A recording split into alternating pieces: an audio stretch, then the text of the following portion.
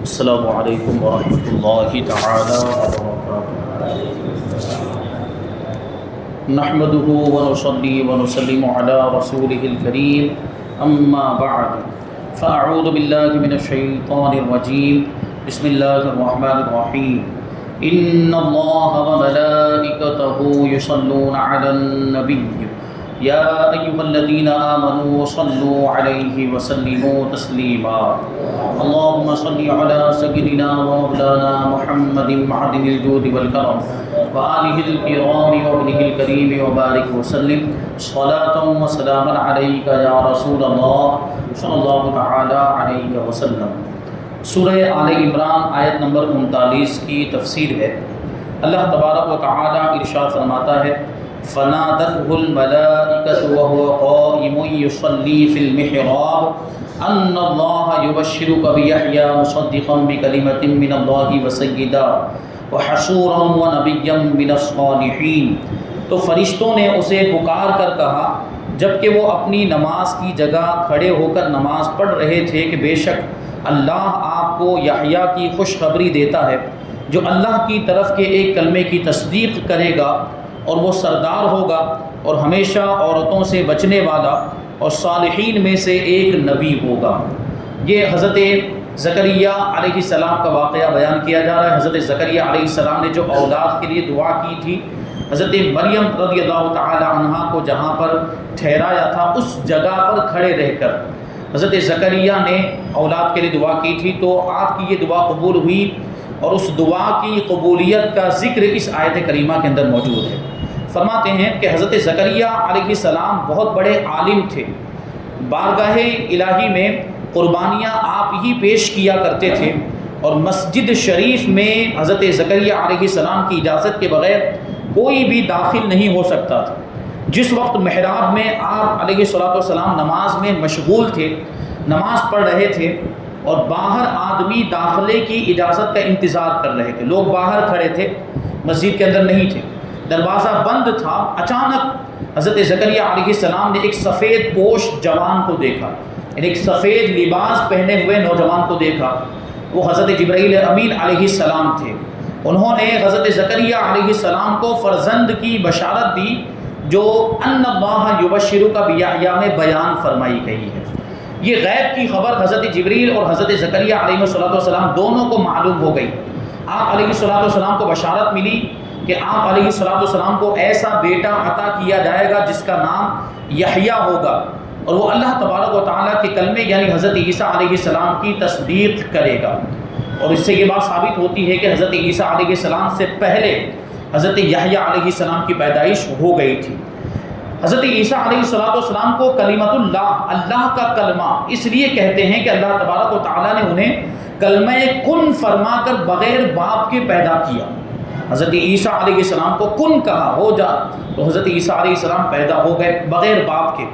حضرت عیسیٰ علیہ السلام پر سب سے پہلے ایمان لانے اور ان کی تصدیق کرنے والے حضرت یحییٰ علیہ السلام ہیں، جو حضرت عیسیٰ علیہ السلام سے عمر میں 6 مہینے بڑے تھے، 6 مہینے پہلے پیدا ہوئے تھے۔ حضرت یحییٰ علیہ السلام کی والدہ حضرت مریم رضی اللہ تعالی عنہا سے ملی تو انہیں اپنے حاملہ ہونے پر مطلع کیا۔ تو حضرت مریم رضی اللہ تعالی عنہا نے فرمایا کہ میں بھی حاملہ ہوں۔ حضرت یحییٰ علیہ السلام کی والدہ نے کہا کہ اے مریم، مجھے یوں لگتا ہے کہ میرے پیٹ کا بچہ تمہارے پیٹ کے بچے کو سجدہ کرتا ہے۔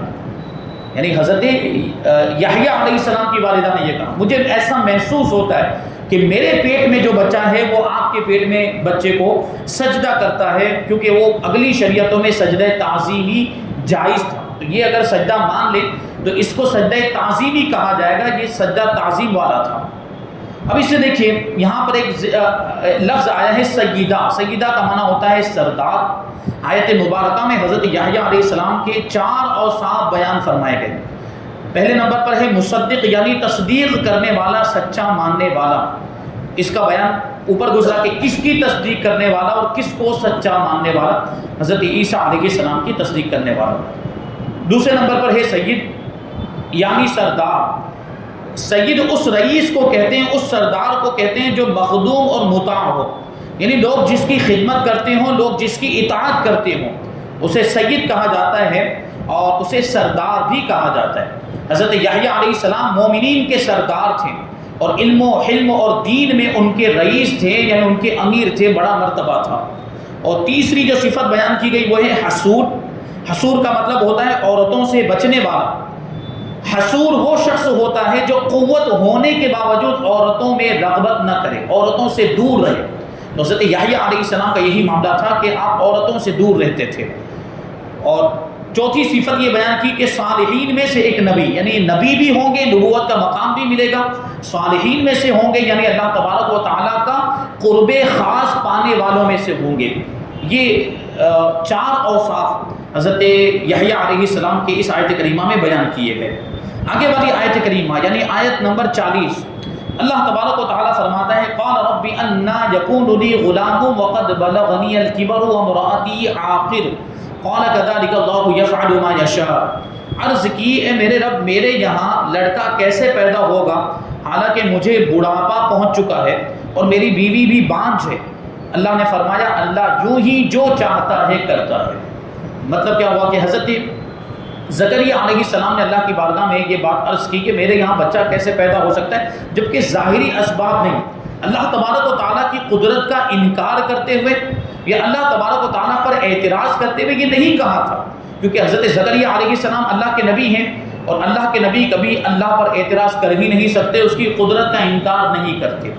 تو حضرت زکریا علیہ السلام نے ظاہری اسباب کو دیکھتے ہوئے کہا تھا کہ ظاہری اسباب تو موجود نہیں ہیں، یعنی میں بوڑھا ہو چکا ہوں، میری بیوی بانجھ ہے اور اس حالت میں عام طور پر اولاد پیدا نہیں ہوتی ہے، تو کیا اسی حالت میں اولاد پیدا ہوگی یا ہمیں پھر سے نوجوان کر دیا جائے گا؟ یہ حضرت زکریا علیہ السلام کے کہنے کا مطلب تھا۔ حضرت زکریا علیہ السلام کو جب بیٹے کی بشارت دی گئی تو حضرت زکریا علیہ السلام نے تعجب کے طور پر یہ عرض کیا تھا جو اس آیت کریمہ میں بیان کیا گیا۔ اس وقت حضرت زکریا علیہ السلام کی عمر 120 سال ہو چکی تھی اور حضرت زکریا علیہ السلام کی بیوی کی عمر 98 سال کی ہو گئی۔ اب بتائیے اس عمر میں اولاد ہوتی ہے کیا؟ نہیں ہوتی عام طور پر۔ تو سوال کا مقصد یہ تھا کہ بیٹا کس طرح عطا ہوگا؟ آیا میری جوانی واپس لوٹا دی جائے گی اور بیوی کا بانجھ پن دور کر دیا جائے گا؟ ہم دونوں اسی حالت پر رہیں گے، میں بوڑھا ہی رہوں گا اور وہ بانجھ ہوتے ہوئے بھی اللہ تعالیٰ اس کو اولاد عطا فرمائے گا، کیونکہ اللہ تبارک و تعالیٰ کی قدرت کاملہ تو یہ ہے کہ اس حالت میں بھی اولاد عطا فرما دے، بلکہ اللہ تبارک و تعالیٰ تو بغیر اسباب کے بھی انسان کو پیدا کرنے پر قادر ہے۔ عام طور پر ماں باپ ذریعہ بنتے ہیں اولاد کے دنیا میں آنے کا، لیکن اللہ تبارک و تعالیٰ چاہے تو بغیر ماں باپ کے بھی انسان کو پیدا کرتے ہیں۔ حضرت آدم علیہ السلام کو اللہ تبارک و تعالیٰ نے بغیر ماں باپ کے پیدا کیا اور حضرت عیسیٰ علیہ السلام کو بغیر باپ کے صرف ماں سے پیدا کیا، یہ اللہ کی قدرت ہے۔ تو یہ سوال اس مقصد سے تھا کہ میری جوانی واپس کر دی جائے گی، میری بیوی کا بوڑھا وہ بانجھ پن دور کر دیا جائے گا، یا پھر ہم اسی حالت میں رہیں گے اور اولاد عطا ہو جائے گی۔ فرمایا گیا کہ بڑھاپے میں فرزند عطا کرنا اس کی قدرت سے کچھ بعید نہیں ہے، لہٰذا اس بڑھاپے کی حالت ہی میں فرزند ملے گا۔ بڑھاپے کی حالت میں اور عورت کی وہ کیفیت ہوگی، بانجھ پن کے معاملات ہوں گے، اس کے ساتھ ہی اللہ تبارک و تعالیٰ اولاد عطا فرمائے گا۔ آیت نمبر 41 میں اللہ تعالیٰ فرماتا ہے قال رب اجعل لی آیہ۔ حضرت زکریا علیہ السلام کی ایک بات اس میں بیان کی گئی، قال آیتک الا تکلم الناس ثلاثة ایام الا رمزا واذکر ربک کثیرا وسبح بالعشی والابکار۔ عرض کی اے میرے رب، میرے لیے کوئی نشانی مقرر فرما دے، یعنی تو مجھے اولاد عطا فرمائے گا تو اس کے لیے کوئی نشانی مجھے عطا فرما دے، کوئی نشانی مقرر فرما دے۔ تو اللہ تبارک و تعالیٰ نے فرمایا تیری نشانی یہ ہے کہ تم 3 دن تک لوگوں سے صرف اشارے سے بات چیت کر سکو گے اور اپنے رب کو کثرت سے یاد کرو اور صبح شام اس کی تسبیح کرتے رہو، اس کی پاکی بیان کرتے رہو صبح و شام۔ حضرت زکریا علیہ السلام نے حمل ٹھہر جانے کی صورت میں علامت ظاہر ہونے کا عرض کیا، یعنی میرا بچہ اس کی ماں کے پیٹ میں آ گیا، یہ مجھے کیسے پتا چلے گا، اس کی کوئی نشانی ہو، یہ حضرت زکریا علیہ السلام نے عرض کیا تھا تاکہ اس وقت اور زیادہ شکر و عبادت میں مصروف ہو جائے، یعنی جب نشانی ظاہر ہو جائے، پتہ چل جائے کہ آپ کی بیوی حاملہ ہو گئی ہے اور حضرت یحییٰ علیہ السلام ماں کے پیٹ میں آ گئے تو اور زیادہ شکرانہ ادا کیا جائے اور زیادہ عبادت میں مصروف ہو جائیں۔ اس لیے حضرت زکریا علیہ السلام نے اللہ کی بارگاہ میں یہ عرض کیا تھا۔ تو اللہ تبارک و تعالیٰ نے فرمایا کہ تیری نشانی یہ ہے کہ تم 3 دن تک لوگوں سے صرف اشارے سے بات چیت کر سکو گے، یعنی آواز نہیں نکلے گی، صرف اشارے سے بات چیت ہو سکے گی۔ چنانچہ ایسا ہی ہوا کہ جب حضرت زکریا علیہ السلام کی زوجہ کو حمل ٹھہرا تو آدمیوں کے ساتھ گفتگو کرنے سے زبان مبارک 3 دن تک بند رہی، اور تسبیح و ذکر پر آپ قادر تھے، یعنی جب تسبیح کرتے تھے تو آواز نکلتی تھی، اللہ کی پاکی بیان کرتے تھے تو آواز نکلتی تھی، اور لیکن جب بات کرنا چاہتے تھے تو بات نہیں کر پاتے تھے، اشاروں سے گفتگو، اشاروں سے بات چیت کرتے تھے۔ اور یہ ایک عظیم معجزہ ہے کہ جس میں اعضاء صحیح اور سالم ہوں، زبان بھی صحیح سالم ہے، زبان تسبیح اور تقدیس کے کلمات تو ادا کرتی رہی مگر لوگوں کے ساتھ گفتگو نہ ہو سکے، اور یہ علامت اس لیے مقرر کی گئی کہ اس نعمت عظمیٰ کے ادائے حق میں زبان ذکر و شکر کے سوا اور کسی بات میں مشغول نہ ہو۔ یعنی اتنی بڑی نعمت ملنے والی ہے، اولاد ملنے والی، لڑکا ملنے والا ہے، بیٹا ملنے والا ہے، وہ بھی اس عمر میں جا کر 120 سال کی عمر میں، اور جبکہ بیوی بانجھ ہو، اس حالت میں اگر اولاد ملے تو یہ کتنی بڑی نعمت ہوگی، تو اس نعمت کا کتنا شکریہ ادا کرنا چاہیے۔ تو حضرت زکریا علیہ السلام اللہ کے نبی، تو اللہ تبارک و تعالیٰ نے اس کا انتظام فرما دیا کہ بات چیت کر ہی نہیں پا رہے ہیں، صرف ذکر کر رہے ہیں، تسبیح پڑھ رہے ہیں اور اللہ تبارک و تعالیٰ کا شکر ادا کر رہے ہیں کیونکہ اتنی بڑی نعمت ان کو ملی۔ تو اس سے معلوم ہوا کہ صالح فرزند ملنے پر اللہ تبارک و تعالیٰ کا شکریہ ادا کرنا چاہیے۔ عقیقہ، صدقہ، خیرات، نوافل سب اسی نعمت کا شکریہ ہے۔ جب اولاد ملے تو عقیقہ کرنا یہ بھی شکریہ کا ایک طریقہ ہے، اس کی طرف سے صدقہ کرنا اور خیرات کرتے رہنا، نفل پڑھتے رہنا، شکریہ کے طور پر نوافل پڑھنا کہ اللہ نے ہمیں اولاد عطا فرمائی، یہ سب نعمت کے شکریہ کے طریقے ہیں۔ اور چونکہ ہمارے آقا صلی اللہ علیہ وسلم رحمۃ للعالمین اور کائنات کی سب سے بڑی نعمت ہے، اس لیے اس نعمت کا شکریہ ہم میلاد کی صورت میں ہمیشہ ادا کرتے رہتے ہیں۔ یعنی جب اولاد کی نعمت ملنے پر حضرت زکریا علیہ السلام شکریہ ادا کر رہے ہیں تو حضور پاک صلی اللہ علیہ وسلم تو کائنات کی سب سے بڑی نعمت ہے، تو ہمیں اس کا کتنا زیادہ شکریہ ادا کرنا چاہیے۔ تو اس کو ہم میلاد کی شکل میں، میلاد کی صورت میں شکریہ ادا کرتے ہیں اللہ تبارک و تعالیٰ کا کہ اللہ نے ہمیں اتنی بڑی نعمت عطا فرمائی۔ آگے آیت کریمہ میں ہے وَسَبِّحْ بِالْعَشِيِّ وَالْإِبْكَارِ، صبح و شام اس کی تسبیح کرتے رہو، اللہ تبارک و تعالیٰ کی تسبیح کرتے رہو، یعنی پاکی بیان کرتے رہو۔ اگرچہ ہر وقت تسبیح و تحلیل بہتر ہے، جب بھی موقع ملے، جب بھی فرصت ہو اللہ کا ذکر کرتے رہنا چاہیے، تسبیح پڑھتے رہنا چاہیے۔ تسبیح کا مطلب سبحان اللہ سبحان اللہ یہ پڑھنا چاہیے، اور تحلیل کا مطلب ہوتا ہے لا الہ الا اللہ، یہ پڑھتے رہنا چاہیے، کلمہ شریف پڑھتے رہنا چاہیے۔ تو ہر وقت یعنی دن میں کسی بھی وقت موقع ملے تسبیح پڑھ سکتے ہیں، پڑھنا چاہیے، بہتر ہے۔ لیکن یہاں پر صبح و شام کا ہی کیوں ذکر کیا؟ اس آیت کریمہ میں صبح و شام کا ہی کیوں ذکر کیا؟ کہتے ہیں کہ صبح و شام خصوصیت سے زیادہ بہتر ہے کہ اس وقت دن اور رات کے فرشتے جمع ہوتے ہیں۔ کیا ہوتا ہے؟ شام کا جو وقت ہوتا ہے اور اس وقت دن کے فرشتے رخصت ہو رہے ہوتے ہیں اور رات کے فرشتے آ رہے ہوتے ہیں، اور جو صبح کا وقت ہوتا ہے اس میں رات کے فرشتے جا رہے ہوتے ہیں اور دن کے فرشتے آ رہے ہوتے ہیں، تو اس وقت دونوں فرشتوں کا اجتماع ہوتا ہے، رات اور دن کے فرشتوں کا اجتماع ہوتا ہے، صبح کے وقت اور شام کے وقت۔ اس وجہ سے خاص طور پر ایسے موقع پر یعنی صبح کے وقت اور شام کے وقت تسبیح کرنے کا حکم دیا گیا۔ وہاں تسبیح کرنا اور اللہ تبارک و تعالیٰ کا ذکر کرنا یہ زیادہ بہتر، ورنہ دوسرے اوقات میں بھی تسبیح کر سکتے ہیں، اللہ کی پاکی بیان کر سکتے ہیں۔ نیز آدمی کی صبح کی ابتدا اور انتہا اللہ تبارک و تعالیٰ کے ذکر پر ہونی چاہیے۔ صبح جب ہوتی ہے تو ایک نیا وقت شروع ہوتا ہے، ایک حالت بدلتی ہے، رات میں ایک الگ کیفیت ہوتی، دن میں الگ کیفیت ہوتی، تو جو حالت تبدیل ہو رہی ہے، جو صبح شروع ہو رہی ہے، تو اس کی شروعات اور اس کی ابتدا اللہ کے ذکر سے ہو، اللہ کی تسبیح سے ہو۔ اور جب دن چلا جاتا ہے، شام آتی ہے، تو یہ بھی ایک حالت کی تبدیلی کا وقت ہوتا ہے، تو شام کی بھی جو شروعات ہو، شام کی بھی جو ابتدا ہو، اور دن کی جو انتہا، کیونکہ شام آ رہی ہے تو دن ختم ہوتا ہے، دن کی انتہا ہو جاتی ہے، تو یہاں پر بھی تسبیح سے اس دن کی انتہا ہو اور شام کی شروعات ہو تاکہ برکتیں شامل ہو جائیں۔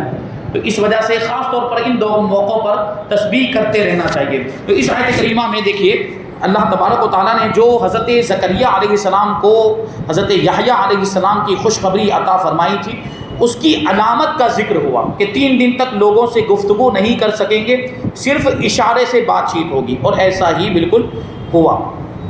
اب آگے والی آیت کریمہ اس میں پھر سے واقعے کو پیچھے کی طرف لے کر جایا گیا ہے پھر سے حضرت مریم رضی اللہ تعالی عنہا کا ذکر ہے. کیا ہے آیت کریمہ؟ اس کے بعد حضرت عیسیٰ علیہ السلام کا تذکرہ ہوگا، اس سے پھر سے بیچ میں حضرت مریم رضی اللہ تعالی عنہا کا تذکرہ لایا گیا. اللہ تبارک و تعالیٰ فرماتا ہے آیت نمبر 42 میں وَإِذْ قَالَتِ الْمَلَائِكَةُ يَا مَرْيَمُ إِنَّ اللَّهَ اصْطَفَاكِ وَطَهَّرَكِ وَاصْطَفَاكِ عَلَى نِسَاءِ الْعَالَمِينَ. اور یاد کرو جب فرشتوں نے کہا اے مریم بے شک اللہ نے تمہیں چن لیا ہے، یعنی تمہارا انتخاب کر لیا ہے اور تمہیں خوب پاکیزہ کر دیا ہے اور تمہیں سارے جہان کی عورتوں پر منتخب کر لیا، یعنی سارے جہان کی عورتوں پر فضیلت عطا فرمائی ہے. اس آیت میں حضرت مریم رضی اللہ تعالی عنہا کی شان بیان کی جا رہی ہے. اللہ تبارک و تعالیٰ نے انہیں بہت سے فضائل عطا فرمائے اور بہت سی خوبیوں کے لیے منتخب کر لیا. فرمایا مثال کے طور پر کہ عورت ہونے کے باوجود بیت المقدس کی خدمت کے لیے انہیں نظر میں قبول فرما لیا گیا، جبکہ بیت المقدس کی خدمت کے لیے عام طور پر لڑکوں کو وقف کیا جاتا تھا اور ان کو لڑکی ہونے کے باوجود قبول کر لیا گیا. یہ حضرت مریم رضی اللہ تعالی عنہ کی ایک خصوصیت ہے. حالانکہ صرف مردوں ہی کو منتخب کیا جاتا تھا، لہٰذا یہ بات ان کے سوا کسی عورت کو میسر نہ ہوئی. آپ رضی اللہ تعالی عنہ کے لیے جنتی رزق بھیجا گیا. آپ نے واقعہ سنا کہ جہاں پر حضرت مریم رضی اللہ تعالی عنہ کو حضرت زکریا نے رکھا تھا ان کی پرورش کے لیے، وہاں پر جنت کے پھل آتے تھے اور بے موسم پھل بھی، کہ گرمی کے موسم میں ٹھنڈی کے پھل، ٹھنڈی کے موسم میں گرمی کے پھل، وہاں پر وہ جنت سے پھل آتے تھے. حضرت زکریا علیہ السلام کو ان کا کفیل بنایا گیا، ان کا ذمہ دار نگہبان بنایا گیا. نیز اللہ تبارک و تعالیٰ کی طرف سے انہیں یہ فضیلتیں فرشتوں کی زبان سے سنائی گئی. مزید حضرت مریم رضی اللہ تعالی عنہا کو اللہ تبارک و تعالیٰ نے گناہوں سے اور مردوں کے ان پر قدرت پانے سے پاکیزہ کر دیا، یعنی مرد ان پر قدرت نہیں پا سکتے. اور پھر اولاد بھی ہوئی تو بغیر مرد کے ہوئی، اور یعنی تنہا اکیلی حضرت مریم رضی اللہ تعالی عنہ ماں بنی ہے اور کسی مرد نے آپ کو چھوا بھی نہیں تھا. یہ بھی آپ کی پاکیزگی کی علامت ہے. اور انہیں سارے جہان کی عورتوں پر فضیلت عطا فرمائی کہ بغیر باپ کے بیٹا دیا اور فرشتوں کا کلام ان کو سنوایا. تو یہ حضرت مریم رضی اللہ تعالیٰ عنہ کی فضیلت ہے. آگے اسی وجہ سے اتنی جب نعمتیں ملی ہیں تو نعمت کا شکریہ بھی ادا ہونا چاہیے. تو حضرت مریم کو شکریہ ادا کرنے کا حکم دیا جا رہا ہے. آنے والی آیت کریمہ میں 43ویں آیت کریمہ اللہ فرماتا ہے یا مریم اقنتی لربک واسجدی وارکعی مع الراکعین. اے مریم اپنے رب کی فرما برداری کرو اور اس کی بارگاہ میں سجدہ کرو اور رکوع کرنے والوں کے ساتھ رکوع کرو، کیونکہ یہ شکر ادا کرنے کا سب سے بہترین ذریعہ ہے. شکر ادا کرنے کا سب سے بہترین طریقہ ہے کہ آدمی نماز پڑھے، آدمی اللہ کی عبادت کرے. یہ اللہ کا شکر ادا کرنے کا سب سے بہترین ذریعہ. اور یہاں پہ غور کریں تو اللہ تبارک و تعالیٰ نے تین چیزوں کا حکم حضرت مریم رضی اللہ تعالی عنہ کو دیا. ایک تو کیا دیا؟ فرما برداری کرنے کا. دوسرا رکوع کرنے کا حکم دیا، سجدہ کرنے کا حکم دیا اور رکوع کرنے کا. اس کا مطلب کیا ہوا کہ اگلی شریعتوں میں بھی، اگلی امتوں میں بھی جو عبادت ہوتی تھی وہ رکوع سجدے والی ہوا کرتی تھی. اس طرح ہماری نماز میں رکوع سجدہ ہوتا ہے، پہلے جو انبیاء کرام گزرے ہیں ان کی نمازوں میں بھی رکوع سجدہ ہوا کرتا تھا. تو اس سے یہ بات ثابت ہوتی ہے. اب یہاں پہ وقنوتی کا لفظ آیا اور یہ وقنوتی جو ہے، اقنوتی کا جو لفظ آیا ہے یہ قنوت سے بنا، اس لیے قنوت کا معنی بتاتے ہیں. قنوت کا معنی فرما برداری کرنا بھی ہوتا ہے اور ادب سے کھڑا ہونا بھی ہوتا ہے. تو اس سے قیام کا بھی ثبوت مل رہا ہے. دیکھیں سجدے کا تو ثبوت مل گیا، رکوع کا بھی ثبوت مل گیا، اور قیام کا جو نماز میں ہم قیام کرتے ہیں، نماز میں کھڑے ہوتے ہیں. تو اگر قنوت کا معنی ادب سے کھڑا ہونا مانے تو پھر اس کا مطلب یہ ہوگا کہ نماز میں کھڑی ہو جا، رکوع بھی کر اور سجدہ بھی کر. اس کا مطلب یہ ہوگا. جب فرشتوں نے حضرت مریم رضی اللہ تعالی عنہ کو آیت میں مذکور حکم سنایا تو حضرت مریم رضی اللہ تعالی عنہ نے اتنا طویل قیام کیا، یعنی عبادت میں اتنی دیر تک وہ کھڑی رہی کہ حضرت مریم رضی اللہ تعالی عنہ کے قدم مبارک میں ورم آ گئے. بہت زیادہ کھڑے رہنے کی وجہ سے پاؤں میں سوجن آ جاتی ہے. تو حضرت مریم اتنی دیر تک کھڑی رہی عبادت میں، نماز میں اتنا طویل قیام کیا کہ آپ کے قدم مبارک پر ورم آ گیا اور پاؤں پھٹ کر خون جاری ہو گیا. پاؤں میں وہ کیا کہتے ہیں اس کو، درار، وہ کیا کہتے ہیں، پھٹ گیا اور اس میں سے خون جاری ہو گیا زیادہ کھڑے رہنے کی وجہ سے. چیرا پڑ گیا، جس کو ہم لوگ اپنی زبان میں بولتے ہیں چیرا پڑ گیا زیادہ کھڑے رہنے کی وجہ سے. تو یہاں پر آیت نمبر 43 کی تفسیر مکمل ہوئی. انشاءاللہ تبارک و تعالیٰ آیت نمبر 44 اور آیت نمبر 45 کی تفسیر کو ہم آئندہ درس میں شامل کریں گے. اللہ تبارک و تعالیٰ کی بارگاہ میں دعا ہے کہ جو کچھ بھی بیان ہوا اس پر ہم سب کو عمل کرنے کی توفیق عطا فرمائے اور نور قرآن سے ہم سب کے دلوں کو روشن اور منور فرمائے۔ وما علینا الا البلاغ